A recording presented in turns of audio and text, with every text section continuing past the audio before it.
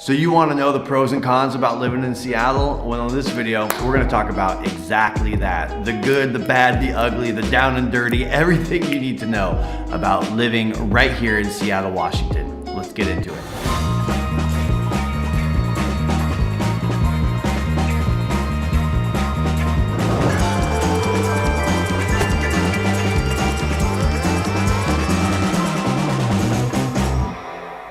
What's going on, everybody? It's Justin Gazub, and this is Living and Moving to Seattle, Washington. It's the channel to get you all the news, details, information, news you can use about living right here in Seattle. So if you're thinking about making a move in the next little while, this is the channel for you. Hit that like button, subscribe, tap the notification bell so that you're notified every time we drop a new video.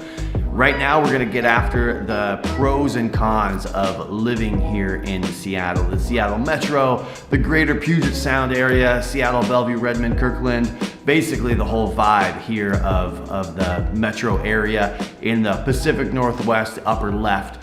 And we're gonna jump into some of the pros, some of the cons, kind of the strange things that make Seattle great and also not so great. So let's get after it. So I really want to kind of do like a back and forth pro con. I've done my homework. Put a list together to help me stay on track for you guys. If we bounce around a little bit, I'm just going to try to outline exactly some of the best things about the area and also give you guys some real insight into some of the nitty-gritty details of living here and things that people notice that from out of town. I've heard from people that they wouldn't have thought of a city such as Seattle would have had these quirks. So let's jump right into it. So I'm gonna just jump off with kind of the elephant in the room. The big pro is gonna be that Mount Rainier. Mount Rainier is an incredible mountain that you can see from almost anywhere right here in Seattle. So if you're in Seattle, Northwest Seattle, Ballard, Crown Hill area, you can see down south, you see that mountain. If you are in Kirkland on the waterfront, you can see that mountain. If you are almost anywhere, there is gonna be a spot where you're gonna capture views of this mountain. It is massive, it is amazing, and it really stands out to be a beautiful feature of the area.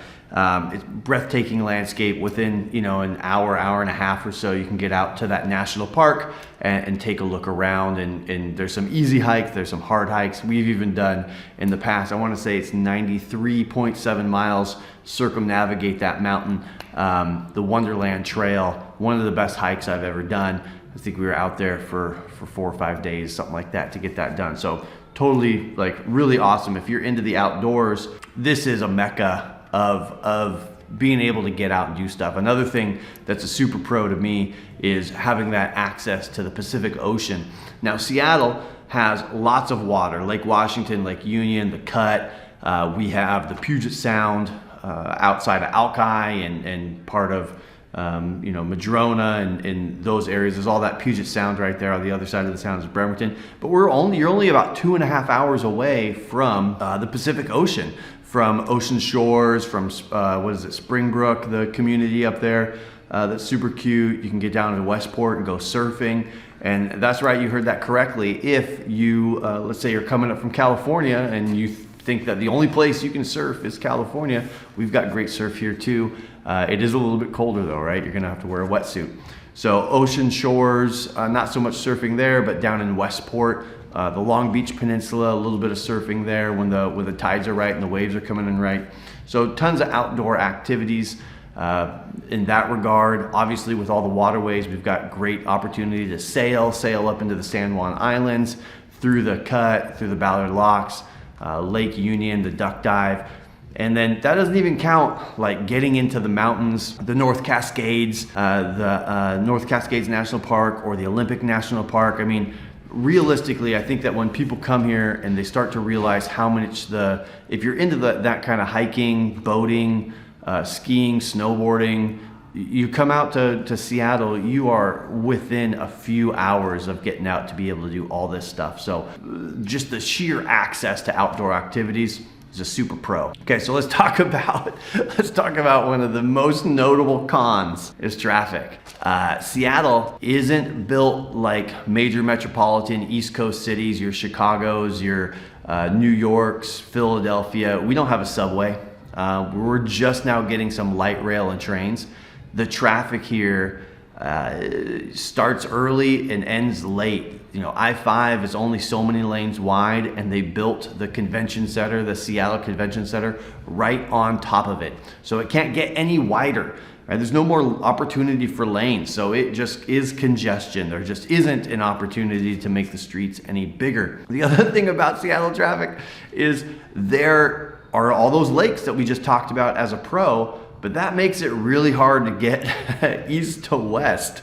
So we do north to south pretty good. It's pretty easy to get into downtown Seattle from most places, north to south, coming, you know, from North Seattle headed into downtown, or from South Seattle headed into downtown. But there's only really one road that takes you out. Well, I guess there's two highways: 520, the toll bridge, floating bridge to Bellevue, or I-90 takes you over to Issaquah or Bellevue or further out to Snoqualmie. But that's really the only access close in that'll take you east to west, east over those lakes. So if you're commuting and making that trip, it's terrible. One of the big pros we joke about here, but is probably really, really accurate. They say that if you can make it in New York, you can make it anywhere. We kind of joke about, if you can't make it in Seattle, you can't make it anywhere. There's just so much opportunity for work here. There's the tech industry that is booming. There's some of the best, people don't really think of it, but the best gaming companies in the world are here in Seattle. Nintendo.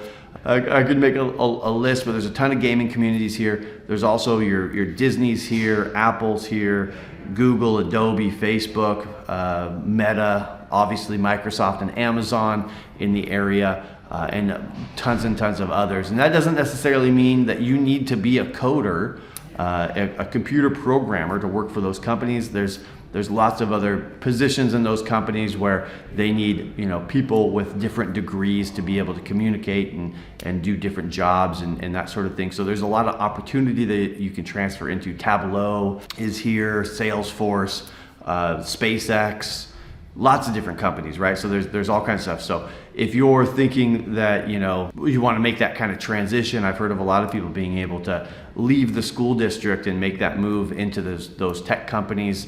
I even had a friend who got a liberal arts degree in literature, is what he had his degree in.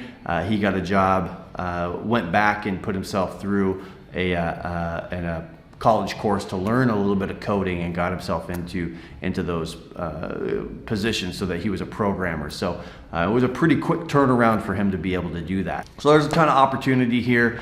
Seattle's one of those markets. It's not just Microsoft and Boeing anymore. There's a lot of companies here, and we're one of the fastest cities that when there are recessions or anything, we bounce back pretty quickly because of the way that our economy is structured here. So another pro is in general, you know, any major metropolitan area has its, you know, crime and petty theft and that sort of thing. But in general, Seattle's a fairly safe area. Personal perspective, you know, being able to see that, you can look at the numbers yourself and see how that fits in. Obviously, there are some problem areas. People will talk about, you know, oh gosh, you know, we've heard of, you know, Capitol Hill, what was it, the CHOP or the Chaz or whatever, you know, this lawless area. Some people got hurt up there. In general, Capitol Hill is a pretty safe area besides that moment in time, right?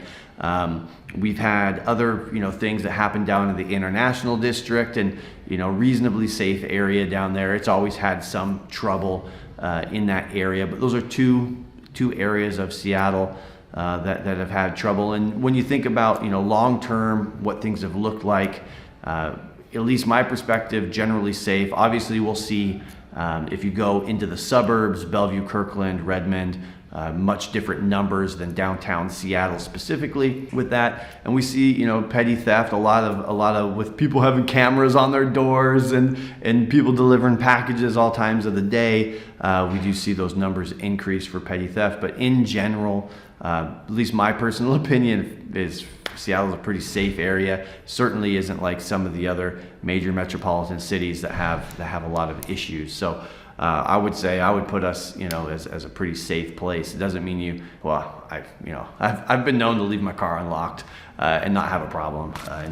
But you know, still obviously you want to use some common sense, right? So let's talk about the Seattle food scene. So it's kind of interesting to me to see what a foodie type of area Seattle is. We have some great restaurants that are written about often. Walrus and the Carpenter, this oyster shop in Ballard that gets a lot of notoriety. Canless, which is a restaurant with a tremendous view of Lake Union, gets a lot of notoriety. The Met in downtown Seattle, a lot of notoriety. When the Sonics were here, that's where they would eat. You would go in, and sometimes you get to see them there. Tons and tons of up and coming restaurants and that sort of thing. And then we have this whole brewery scene here in Seattle, mostly concentrated in the Ballard area because it has the right kind of zoning that allows for a neighborhood and industrial mix, which makes it really walkable and really easy to get to these breweries. So we'll have a lot of breweries in the area there. And then there's, you know, the ale trail that kind of makes its way. If you have a bike, you can ride your bike from Ballard on the Burt Gilman out through Bothell, Kenmore on your way out to Redmond. There's some other breweries and stuff out there. Bellevue has its own breweries as well. Georgetown down in Seattle. It's just a huge scene of these independent breweries and neighborhood breweries that's super worth checking out. So between the restaurants and the breweries, there really is, if that's your vibe, if that's what you're looking for, there's a ton of stuff to do. It doesn't feel as sterile. It's a pretty organic feeling. It's good stuff. So definitely worth checking out some of those restaurants and seeing what's up and coming. There's always something new to check out, some new bars, some new restaurants, some new brewery popping up, which is a lot of fun. So one of the biggest pros, I think, is because on the, if you look at the globe, right, our latitude, we're so far north that we get, it can be a con too if you think about the opposite of this. But in the summers, we have tremendously long, amazing summers. Like the sun's gonna be out till like 9:30 at night, 10 o'clock at night. It's gonna be warm. The weather we have is so temperate. You know, we only get a couple of really, truly hot days a year that local Seattleites, you know, they can't really handle those 90-degree days or whatever. But, you know, we're gonna be in the 70s and the 80s. We'll have these long summers. That means that there's more late night dinners on the rooftop decks. There's more nights out on the boat. There's more nights out on trail. It really does make a huge difference, and that's where Seattle really shines. I mean, you're getting into those summer months, even just late August, early September, where we have just these really, really long nights. It's really, really temperate. In the 70s, beautiful weather. If you come up and visit, you know, don't get it twisted, right? It's not like that all the time. It's just those months, right? So the antithesis, the con of that is the 9 months of rain that we get, right? So we get these high clouds in the wintertime, the absolute worst. The sun never comes out. It's as bright at 8 o'clock as it is at 2 o'clock in the afternoon. You can't tell what time it is. Because those winter months, we really only have those two seasons. We have rain for like 8 or 9 months, and it's not even that much rain. It rains more in other places than it does here in Seattle, but the sun never shows itself. It's just always cloud cover, whether it's high clouds or lower clouds. You get kind of this bright gray that's terrible. You have to wear sunglasses even though it's cloudy out because it's so gray out. And then every once in a while, the sun will break out and it'll be a life-changing experience in those winter months, right? So we kind of joke that, you know, from October 31st, it starts raining, right? Right on Halloween, doesn't miss a beat, starts raining, and this is the joke, right? It starts raining on Halloween, so no matter what you do, you're gonna go out and you're gonna get soaked going trick-or-treating with the kids. And then and then it rains all the way July 5th. So then the sun comes out on July 5th, right? So even on the 4th of July, it's raining. That whole time period, is just rain and clouds. So just buckle up, get used to it. That's the way it's gonna be. Now in between you might catch a few sun breaks, you know, even February at the ocean has known to have, you know, sometimes 60-degree, or in January, 60-degree weather, and then it snows in February. It always snows Valentine's Day to President's Day. That's like when we catch the big snows when it comes. So the weather is a huge pro in the summer, but a terrible con in the wintertime. Another terrible con, and I think it's the funniest thing, but it's so true, so real, is that if you've ever heard of the Seattle freeze, it's not just like a joke you see on like Instagram reels or, you know, people talk about. It's a real thing. It's a different local Seattleites. It definitely takes a different, you know, warming up. I've heard that because it's a Norwegian culture here in Seattle, that people are just generally colder and keep to themselves. You can always tell when a transplant comes and hangs out there. They like genuinely, you know, say, hey, how are you? What are you up to? And invite you to go do things. And then the true Seattleites are a little tougher to open up, right? A little bit easier in the summer, but tougher in the winter. It might have something to do with the weather, but that Seattle freeze is real. Even my brother, and I guess myself, it's hard to say. You know, we grew up just south, you know, an hour and a half south, and moving up to Seattle. My brother was telling me how hard it was even just to make friends.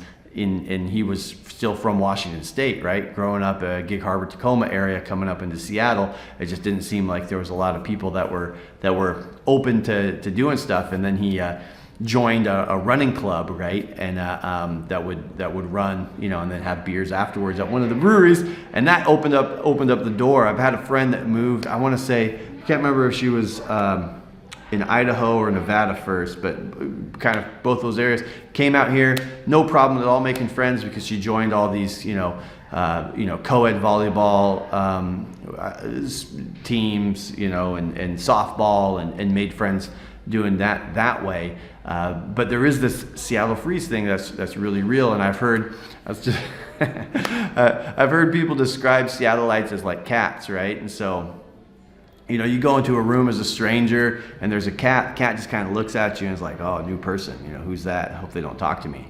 And that's kind of the thing. That's kind of the way that it comes across. So the Seattle freeze is real.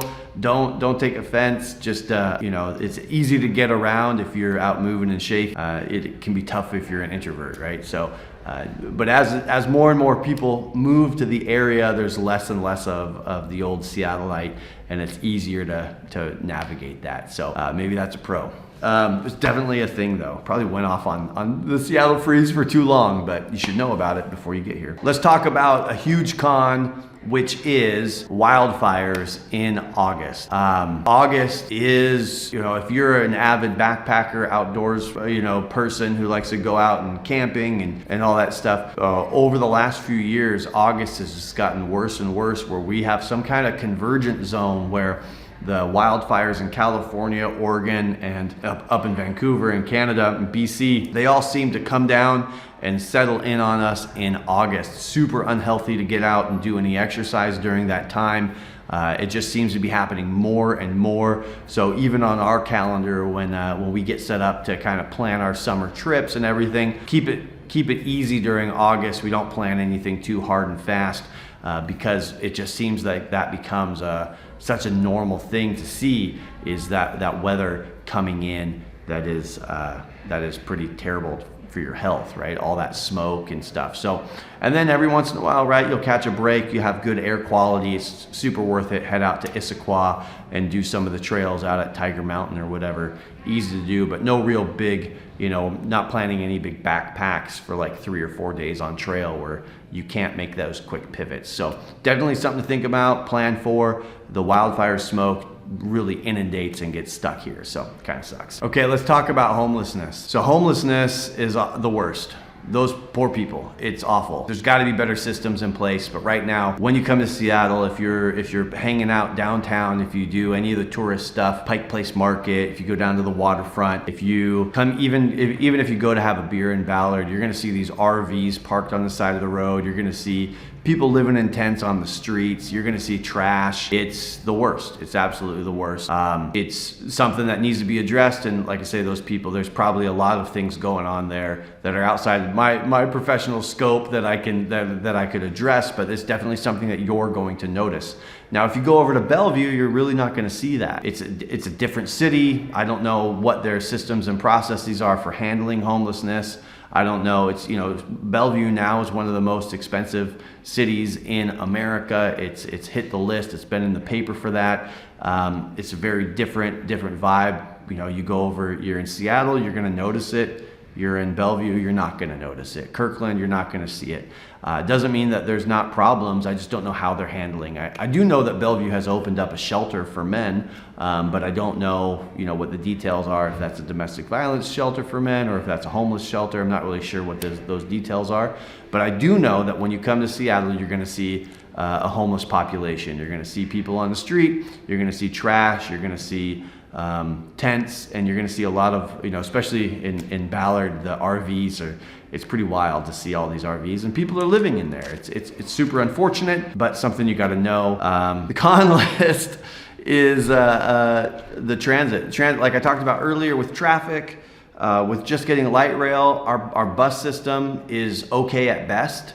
North to south, really easy. East to west gets a little bit more difficult. So just know that. I've had people that I've talked to that move over from Maryland that were easily able to go out for drinks and dinner and be able to jump on a subway or get a cab or whatever. Really inexpensive, really easy to do on those East Coast cities.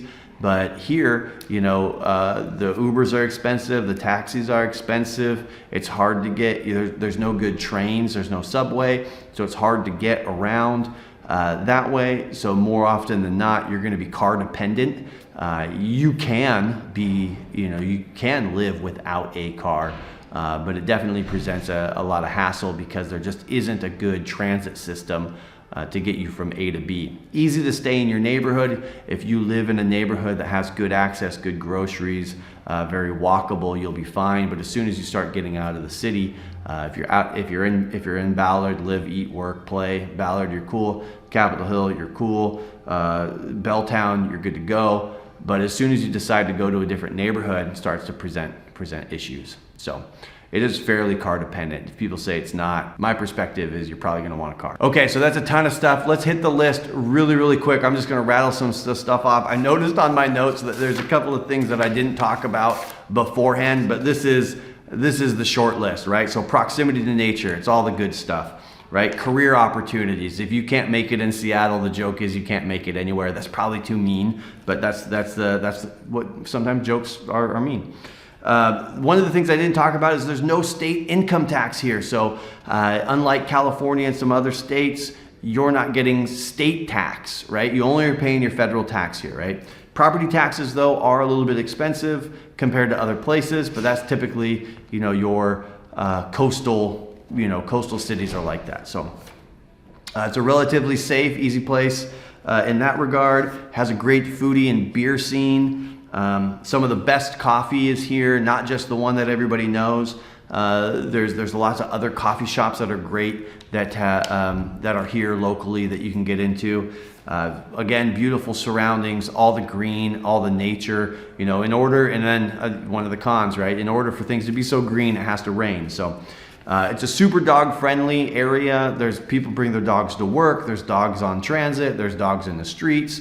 Super negative is that a lot of people don't know how to pick up after their dog. So just be aware. Super pro, extra bonus, long summers are amazing. It is what makes living here so great. I promise you, it is probably one of my all-time favorite things is those long summer nights. September is probably one of the best months. You're not quite into fall, you're late summer, it's the best, absolute best. Okay, so a con is going to be that higher cost of living here in Seattle. You see it in the paper all the time. You wonder why it's so expensive. It's because it's gorgeous, but it is pretty manageable. You have some options. We talked about the long summers, but also the winter time, like all those clouds. It gets kind of obnoxious. There's a lot of cloud cover in the winter. Traffic's a nightmare. The housing market is tight. We talked a little bit about affordability a second ago. Bellevue is actually one of the most diverse cities in America. They have a ton of diversity over there. Seattle, there's some diversity, so they got that going for it. We talked about the impact that homelessness is having here in Seattle, differences between Seattle and Bellevue. We talked about the convergent zone and fires and how we get sucked in August. Man, it sucks. It never really snows that much in Seattle. If it does, it's usually gone in a couple of days. But when it does snow, it always seems to be somewhere between Valentine's Day and President's Day in February. Sometimes we'll get a dusting, you know, for Christmas or something like that. But typically our big snows are the mid-February. And then public transportation is garbage. So there you have it, guys. That's the pros and cons of living right here in Seattle. That's our 2 cents on it. This is, you know, honest opinion of what we really see going on, what the lifestyle is like. I mean, if you are an outdoor enthusiast, boating, hiking, Crystal Mountain, Summit at Snoqualmie, like there is places to go skiing. Baker, right? We got a ton of outdoor stuff, so that really makes it. So I hope you guys get a kick out of that list of stuff. You know, if you have a pro or a con that you think, you know, maybe you already live in the area and something drives you crazy, or there's something that you absolutely love about the area, I'd love to hear it down in the comments. If you're thinking about making a move in the next little while and you want to know what neighborhood, what area is best suited for your lifestyle, what you're looking for, hoping to do, considering your commute or work from home situation, or what that might look like, reach out, shoot us a text, give us a call. We love connecting with people every day and kind of getting them set up and helping them make the move out here. And that's it for this one, guys. We'll see you in the next video. Talk to you.